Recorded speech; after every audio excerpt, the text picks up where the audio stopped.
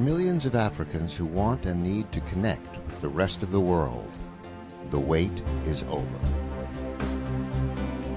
Seacom has finished installing a new undersea fiber optic cable system off the east coast of Africa. Very soon, the cable will go live, linking southern and eastern Africa to international broadband networks.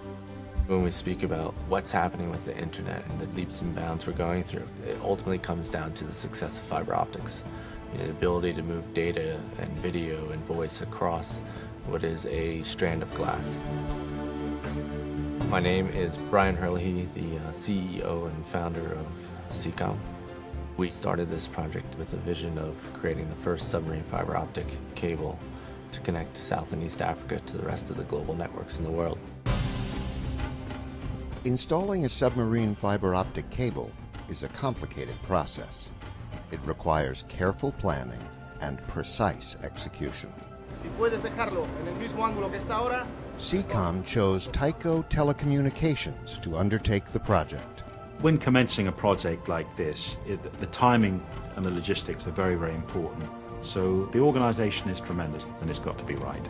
Is the cable buried at all? No. Long before any cable is laid, an extensive marine survey is undertaken to minimize the impact on the environment and to determine the best route for the cable.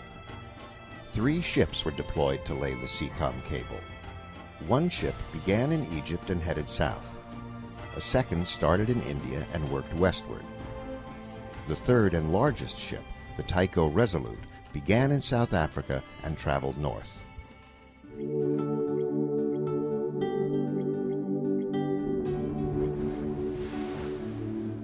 Tyco Resolute, which is carrying the largest load for us, is just an amazing vessel.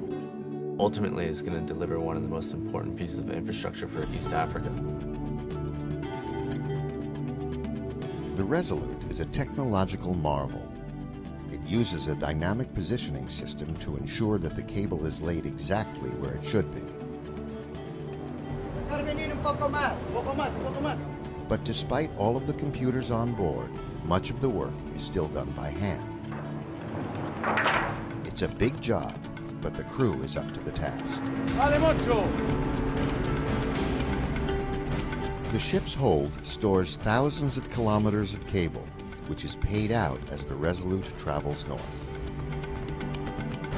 Meanwhile, smaller branch cables are laid from terminal stations on the coast, extending to approximately 3 kilometers offshore.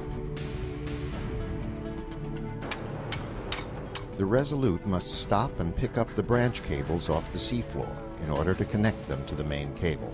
Allá arriba. If we cannot get it, we have to try it again. All the day, all the night. The Resolute uses a grappling hook to pick up the branch cable and bring it on board. Very well done.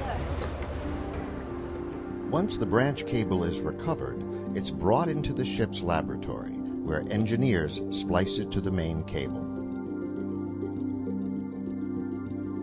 Now, when you talk about splicing fiber optics, you're talking about an exact science. There can be no degradation in the signal when they're connecting these 2 pieces of glass, these 2 pieces of fiber optic. The fibers cannot even be a nanometer out of place. To do this on a moving vessel is impossible. So you have to keep the Tyco Resolute completely stationary while the engineers are doing the splicing work. The crew of the Resolute carefully lowers the newly spliced cable into the sea.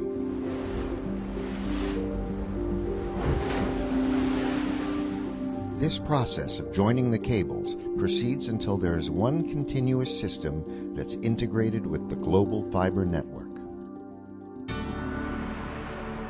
Once the access to information is there, it's going to be exploited at much higher rates than we ever predicted.